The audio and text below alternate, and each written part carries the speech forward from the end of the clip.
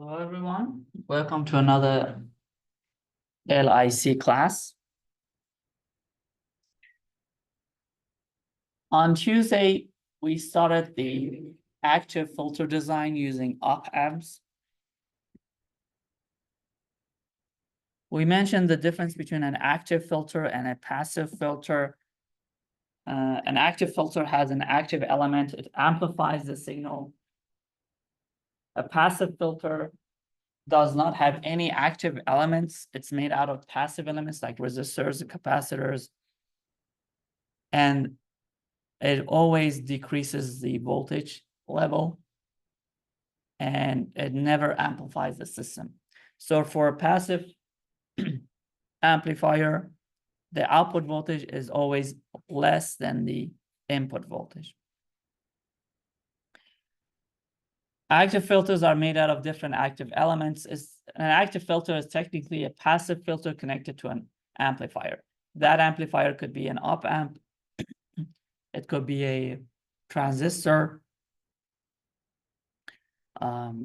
Any active elements that amplifies the signal. We have different type of filters. We have a low pass filter, high pass filter, and band pass filter. We started with active low pass filter.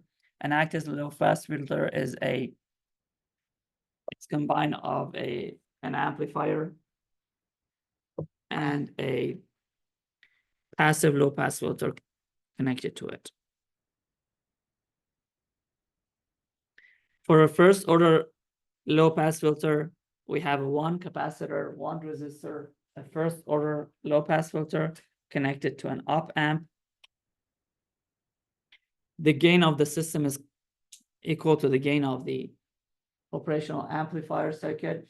In this case, it's a non-inverting, so the gain would be 1 plus R2 over R1. The overall voltage gain for an active filter is going to be active low pass filter V out over Vn is going to be AF over square root of 1 plus F over FC in the power of 2. AF is the pass band gain of the filter. If it's a non-inverting amplifier, in this case, it's going to be 1 plus R2 over R1. F is the frequency of the input signal in hertz, and FC is the cutoff frequency in hertz. If the input frequency is less than the cutoff frequency, then the output gain would be equal to the pass band gain, or AF. At the cutoff frequency, it's going to be equal to 0.7 of AF. And at the very high frequency, it's going to be less than AF. In other words, it's going to filter out. And we solve an example. We reached this point. So this is just a summary. An active low pass filter has a constant gain AF from 0 hertz to a high frequency cutoff point. So it technically can amplify from DC to up to the cutoff frequency. At the cutoff frequency FC, the gain is 0.707 of the band pass frequency, or AF, or the maximum gain. And after FC, it decreases at a constant rate as the frequency increases. This frequency is increased tenfold on decade. The voltage gain is divided by 10. In other words, the gain decreases 20 dB at each time the frequency increased by 10. We usually measure this in dB as a function of the voltage gain, and it's defined as AV in dB is going to be 20 log of V out over Vn. The magnitude of voltage gain in dB, negative 3 dB, is going to be 20 log of 0.7 V out over Vn, and this is actually our cutoff frequency, FC. We have a 3 dB decrease at the cutoff frequency in the gain. Now, example number 1. We want to design a non-inverting active low-pass filter that has a gain of 10 at low frequency, a high frequency cutoff or corner frequency of 159 hertz, and an input impedance of 10K.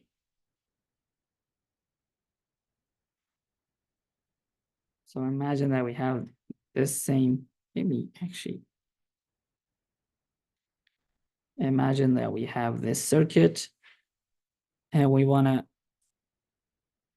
find R1, R2,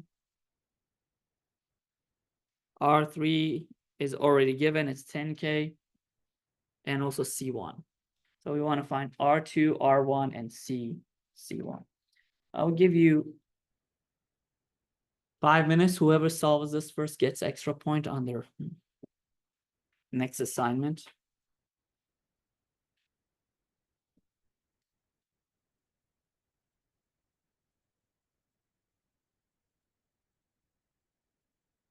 Just for a reminder, FC was 2 pi RC.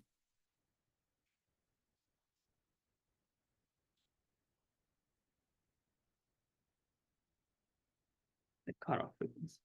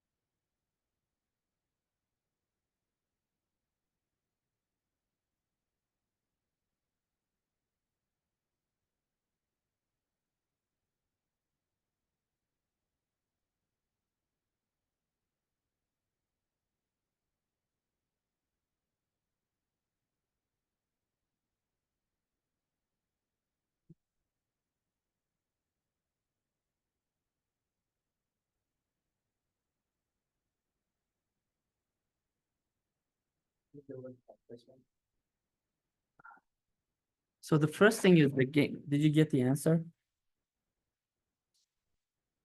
What is the capacitance? How much is the K? 100 nanofarad? Yes, that's correct. Great. What about R1 and R2?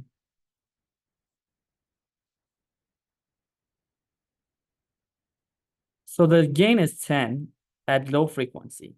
And we know that for an active low pass filter, the maximum gain is at its low frequencies. Okay. So this gain A is equal to AF, which is the band pass filter frequency as well, which is the maximum gain, AV.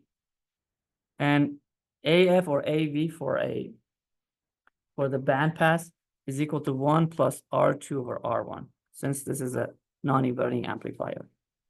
The gain is 10.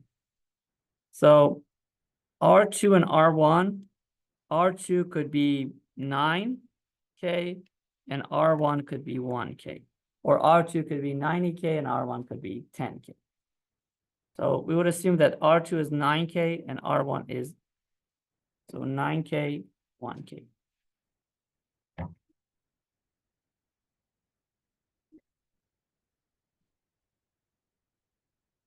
And if we have 9K and 1K, this would be equal to 1 plus 9 over 1 gives us 10.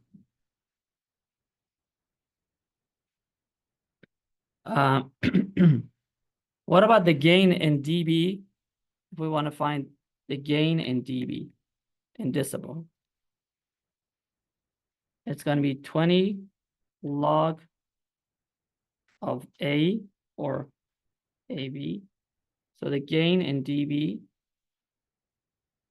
would be equal to 20 log of 10, which gives us 20 dB.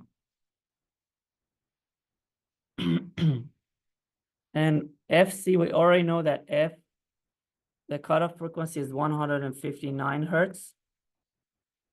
So 159 using this equation is equal to 1 over 2 pi. R is 10 times 10 to the power of 3. So it's going to be 10 to the power of 4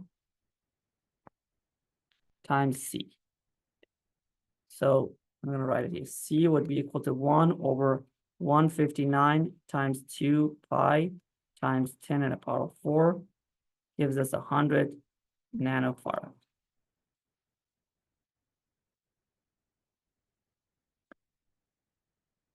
So again, we know that at lower frequency, the gain is equal to the gain of the non-inverting amplifier, which is 10. Therefore, R2 and R1, R2 is 9 times R1. So R2 could be 18, R1 could be 2, R2 could be 90, R1 could be 10. Any proportion, but we picked the easiest one. Gain in dB is going to be 20 log of 8, so it's 20 log of 10 gives us 20 dB. FC is 1 over 2 pi RC, so C would be equal to 1 over 2 pi FR, gives us 1 over 2 pi times 159 times 10K, which the result would be 100 nanofarad. Now for the circuit and its diagram, circuit, as I mentioned, non-inverting amplifier, R2 is 9K, R1 is 1K, C is 100 nanofarad, and the frequency response, maximum gain is 20 dB, as we mentioned, the gain in dB. And the gain drops 3 dB at 159 hertz. So again, this part, the red part, is going to be our frequency response, and the purple part is going to be the stop band.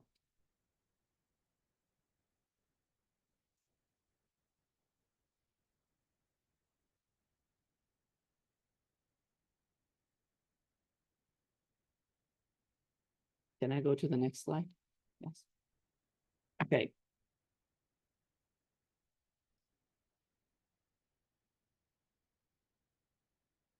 So this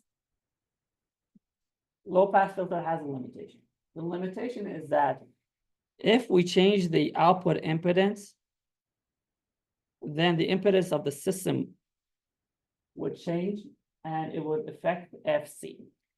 In other words, changing the output frequency would have an effect on um, the filter, and it will change the cutoff frequency. One way to avoid any external influence is to place the capacitor in parallel with the feedback resistor R2, effectively removing it from the input, but still maintaining the filter's characteristics. However, the value of the capacitor will change slightly from being 100 nanofarad to 110 to take account of the 9K resistor, but the formula used to calculate the cutoff corner frequency is the same as that used for the RC low pass filter. So that to build a better, more resilient filter that is resilient to the changes of the output impedance, we can put the capacitor in parallel with the feedback resistor and build an active filter like this. It's going to be much simpler. It's going to be more resilient to the changes in the resistors. As you can see, the capacitor has been moved to the feedback. It's in parallel with R2. And the combination of R2 and C sets the -3 dB point, or in other words, sets the cutoff or corner frequency.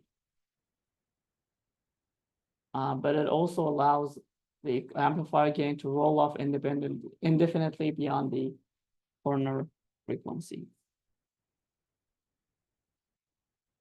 So at lower frequencies, the capacitor reactance is much higher than R2. So the DC gain is set by the standard inverting formula of -R2 over R1. In other words, when you give it a DC signal, and a DC signal comes in and goes through the capacitor resistor, since the impedance of the resistor capacitor is so high, it's going to be blocked in a DC. But when you have higher frequencies like AC frequency, the capacitor becomes a short circuit. Therefore, it's going to short the resistor, and the op amp is going to act like a buffer, technically. So at lower frequency, the capacitor is open circuit. At high frequency, it's going to act like a short circuit. And it's going to have the same characteristics as a low pass filter. As the frequency increases, the capacitor's reactance decreases, reducing the impedance of the parallel combination of XC parallel with R2. Do you remember what XC was? Where the capacitor was 1 over J omega C. Until eventually at high corner frequency, XC reduces to 0. In other words, the impedance of that, the capacitor becomes 0 and becomes a short circuit. Therefore, we would have the short circuit in parallel with the resistor, which is going to short the resistor.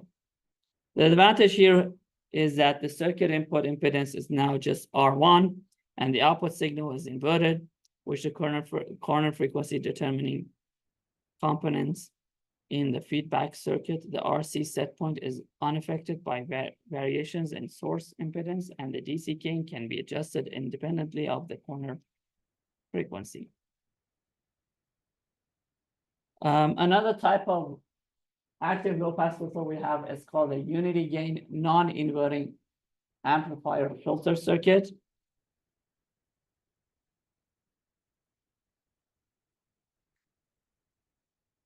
Here you can see again that the capacitor has been moved to the feedback resistor. Again, at high frequencies, the impedance of the capacitor is going to drop to 0. The capacitor will be short circuit, and it's going to short R2. And then the op amp output is directly connected to its input. It's going to act like a buffer. And technically, it becomes a voltage follower at higher gains. So some applications of active low pass filter are in audio amplifiers, equalizers, speakers, some medical equipment devices to reduce the hiss, they call it hiss noise or high frequency noise.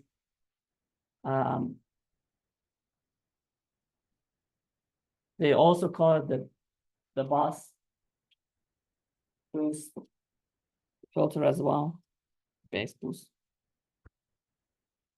So it reduces those high frequencies and it keeps the low frequencies. It makes them loud volume. One other application that I can think of is in radio frequency systems. These radios that we have usually are in 400 megahertz, and we'll have all microwave, frequencies, which are they are around 2 to 4 gigahertz. And if we want to filter that out, we can use a low pass filter to filter higher frequencies from the system, especially in smartphones. You see a lot of these electronic devices. Then we have the second order low pass filter, low pass active filter. So a second order low pass filter, again, is a combination of a second order passive filter combined with an active element. The difference between a first order and a second order is second order has 2 capacitors instead of 1. Second order filters are much more precise, gives you like an accurate filter. The roll-off is double of a first order. It's 40 dB per decade. It's much more complicated. Choosing the capacitors, like it's it's more complicated than first order, but it's a much, I could say, higher quality filter. We don't always necessarily need a second order filter, but if we want to have a very clean signal with a minimal noise, we have to design higher order filters. A second order filter looks like this. It has 2 capacitors, 2 resistors. Gain remains the same. The gain is the gain of the active element, which here is going to be 1 plus R2 over R1. And FC would be 1 over 2 pi square root of R3, R4, C1, C2. Let's solve an example. So imagine C1 is 100 nanofarad, C2 is 50 nanofarad, R3 is 10K, R4 is 20K.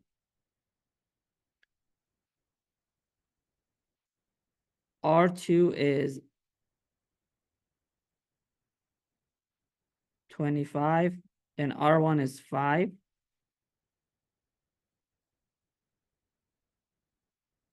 I want you to calculate the gain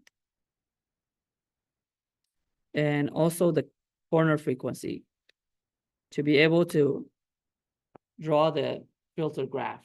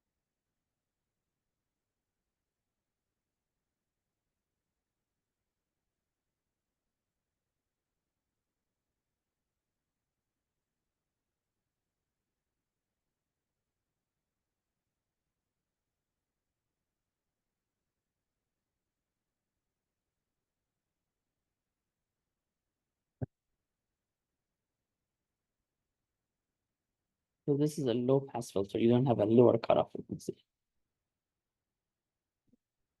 No, it's just upper cutoff frequency, and it's a single cutoff.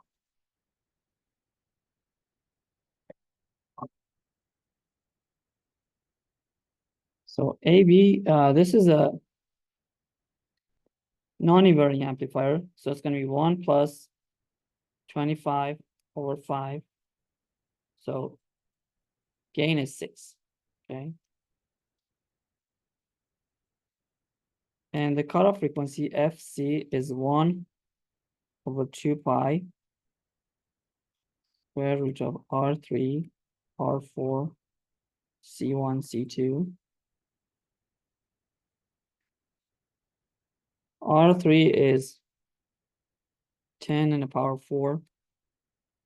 R4 is 20 in the power of 4. So it's 20 times 10 in the power of 3, so 20.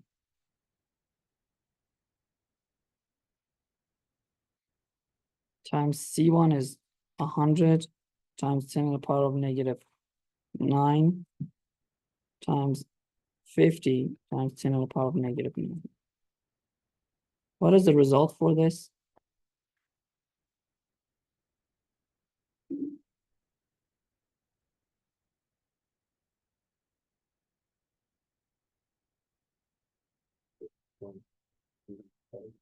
.27 hertz or kilohertz? Kilohertz. So you're gonna have a gain which is 6, and the cutoff frequency is 6.27 kilohertz. But you're gonna have a sharper, so it's gonna look like this, sharper decay in the system. So one way to build a higher order low pass filter is to use a second order low pass filter. Another way, you could cascade the first order low pass filters and build a higher order or a second order low pass filter. So cascading voltage gains, we already learned about this. When cascading together filter circuits to form a higher order filter, the overall gain of the filter is equal to the product of each stage. For example, the gain of one stage may be 10, and the gain of the second stage is 32, and the third one is 100. Then the total gain would be at 10 times 32 times 100, which gives us 32,000. But again, when you do that, you multiply the cutoff frequencies as well, so you're going to have a better say higher order, and I will explain that and solve more problems about that as well. So second order or two-pole active filters are important because higher order filters can be designed using them. By cascading together first and second order filters, we with an order value, either or even up to any value can be constructed. In the next slides about filters, we will explain more about that. So you can combine a first order and a second order and combine and make a third order low pass filter, or two first orders create a second order. Usually we don't create more than the third order or fourth order. It becomes very, very complicated, and there's very limited applications for that. So the next type of filter that we have is called the active high pass filter. Do you see the difference between a low pass filter and a high pass filter? There's only a small difference between a low pass filter and a high pass filter. Let me go back to basics of a low pass filter. Low pass filter looks like this. Pay attention to the resistor and the capacitor and their location. You see that in the low pass filter, the resistor is connected directly in series to the input, and the capacitor is connected in parallel to the ground. For our active high pass filter, it's the opposite. We switch the location of the capacitor and resistor. Now the capacitor becomes in series with the input, and the resistor is connected to the ground. So what happens in a high pass filter? Imagine that we have a low frequency which is like a DC, and this frequency is coming inside, it's going to be blocked by this capacitor. And this would become an open circuit. So at lower frequency, the impedance of the capacitor is pretty high. You're going to have an open circuit here. Therefore, you're going to have no signal passing through and getting to the op amp. So lower frequencies would be cut off. After a certain point, this sinusoid frequency would pass the capacitor because the impedance is low enough. And now the system would start working. And you're going to have ion. Okay. So it will block lower frequencies or stop the lower frequencies and pass higher frequencies.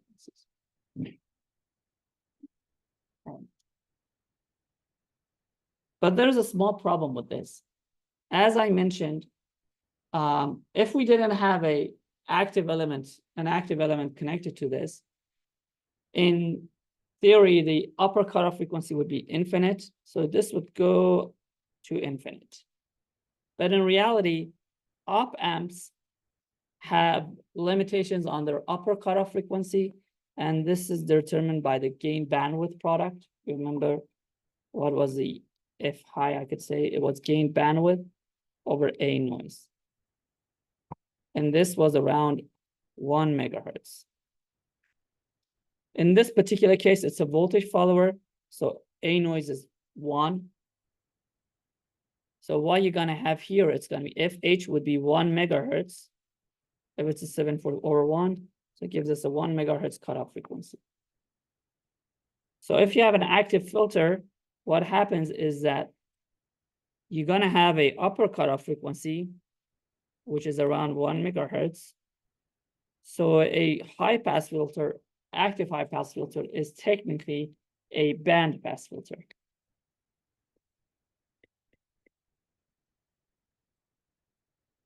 Because of the limitation that the op amp imposes on the circuit. The cutoff frequency here is again 1/2 pi RC. And the upper cutoff frequency is determined by the op amp itself.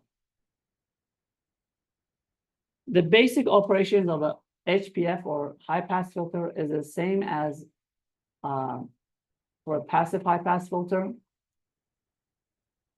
The only difference is that this time we have an active element. For a passive high pass filter, we don't have any amplification.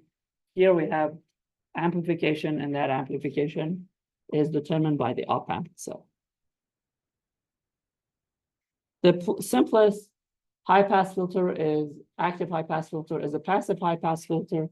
By the way, again, this is the filter side, and this is the op amp or the amplifier side. So we have a passive filter connected to a, passive filter connected to an active element. And this is the simplest form. We have a voltage follower connected to a passive high pass filter. The problem with this one, it doesn't produce any gain. So we can't use the advantages of having an active filter connected to an active element connected to a passive filter. So a first order high pass filter looks like this.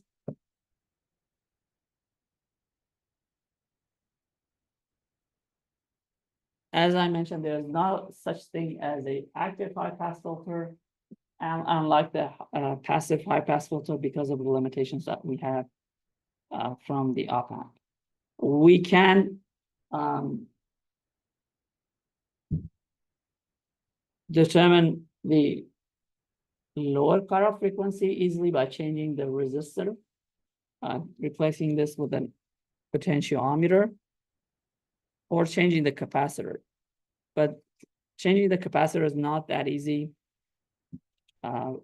Variable capacitors are usually very expensive, and they are not very accurate. They are difficult to adjust as well.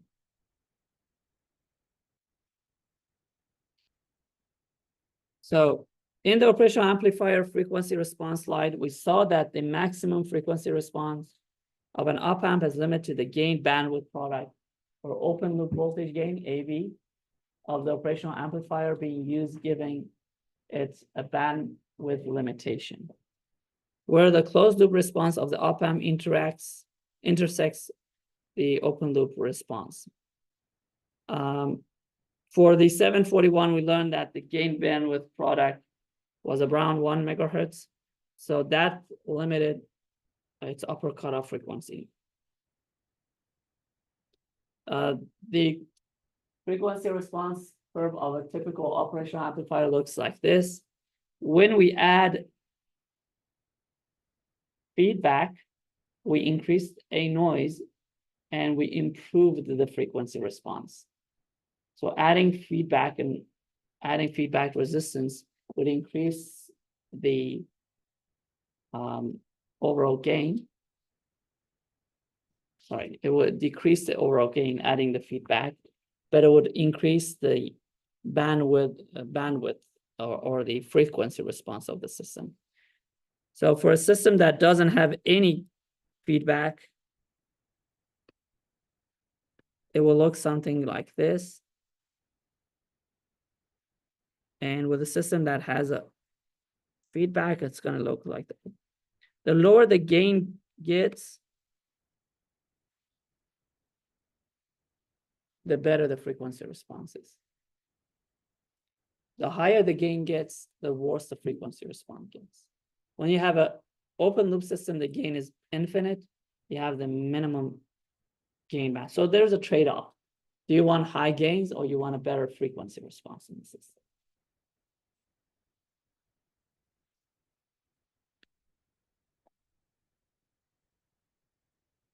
So to increase usually the upper cutoff frequency, we can use better op amps like the 411 that have a higher gain bandwidth product. Again, as I mentioned, we have already mentioned all of these. The performance of a high pass filter is limited by the unity gain crossover frequency, which determines the overall bandwidth of the open loop filters, amplifiers. Let me give you an example. If we want to find the upper cutoff frequency of an op amp, a 741 op amp, and for the first scenario,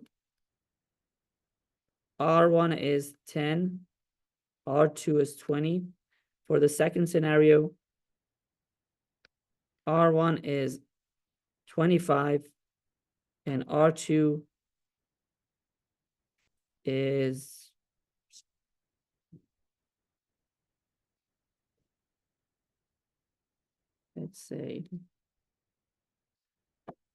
let's change this. The first one make 210, the second one make it 50 and 25. I want to find the FH for each scenario, or the upper cutoff frequency, this cutoff frequency for each scenario.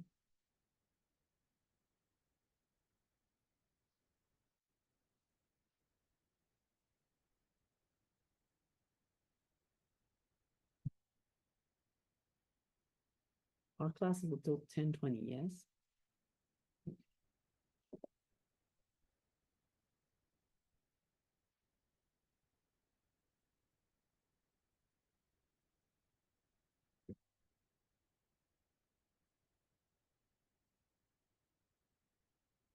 Sometimes they call it upper cutoff frequency, they call it F2, FU, FH, all of them are the same. So FH for the first scenario is going to be gain bandwidth product over A noise. What is A noise for the first scenario? It's going to be 1 plus 200 over 10. So it's going to be 21. What about A noise for the second scenario? 1 plus 50 over 25, which is 3. So FH for the first one is going to be 1 megahertz over 21. What is 1 megahertz over 21? 49 something, 48 something kilohertz. 48 kilohertz. And for the second scenario, what is FH? It's going to be 1 megahertz over 3. It's 333 kilohertz. Am I correct? Yes. So for the first one, it's 48 kilohertz. For the second one, it's 333 kilohertz. But the first one, the gain is 21. The second one, the gain is 3. So again, there's a trade-off on. If you want a higher gain, you would have limited bandwidth. If you want more bandwidth, you have to limit your gain. We are out of time for today. I think up to this point would be great. I would see you on Tuesday.